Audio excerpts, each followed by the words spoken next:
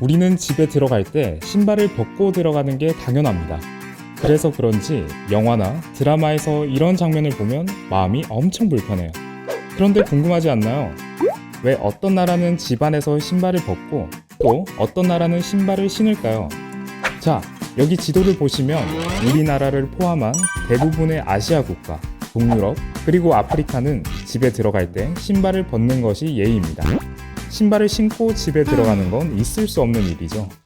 반대로 서유럽과 남아메리카, 그리고 아시아 국가 중 유일하게 필리핀은 집 안에서 신발을 신고 생활합니다. 그렇다면 미국과 호주, 뉴질랜드는 어떨까요? 영화에서 많이 봤듯이 대부분 신발을 신고 생활하는데 벗고 생활하는 사람들도 일부 있다고 해요. 그런데 같은 북미 대륙에 있지만 캐나다는 또 미국과 반대로 대부분 집에 들어가면 신발을 벗는다는군요. 정말 신기하지 않나요? 대체 왜 같은 유럽 안에서도 서유럽은 신발을 신고 동유럽은 신발을 벗을까요?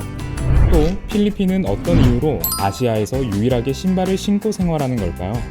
아시아와 아프리카는 예로부터 바닥에서 생활하는 문화를 꾸려왔습니다. 바닥에서 잠을 자고 밥을 먹고 예배를 드리는 종교 활동까지 하죠. 그렇다 보니 이 지역에서는 바닥이 언제나 깨끗해야 했기 때문에 실내에서 신발을 벗게 되었을 거예요. 그렇다면 유럽은 왜 집 안에서 신발을 신게 됐을까요? 옛날 유럽의 집들은 방과 부엌, 창고의 구분이 없었습니다. 게다가 우리 같은 온돌이 없었기 때문에 벽난로를 아무리 떼도 바닥이 차가워서 발이 시렸죠. 거기다 신발을 패션이라고 생각하는 인식이 강해서 다른 사람에게 신발 벗기를 요구하는 건 아주 무례한 일이었습니다. 이런 이유로 유럽 사람들은 집 안에서 신발을 신고 생활하게 됐다고 해요. 그렇다면 동유럽은 왜 신발을 벗고 생활하게 된 걸까요? 16세기 동유럽은 오스만 제국의 지배를 받았습니다. 동유럽은 실내에서 신발을 벗고 생활하던 오스만 제국의 이슬람 문화 영향으로 집안에서 신발을 벗게 되었다고 추정하고 있어요. 아시아에서 유일하게 집안에서 신발을 신는 필리핀. 필리핀은 대항해 시대 이후로 무려 327년 동안 스페인의 식민지였던 적이 있는데 그 영향으로 신발을 신고 생활하는 문화가 자리 잡았을 거라 생각해 볼 수 있습니다.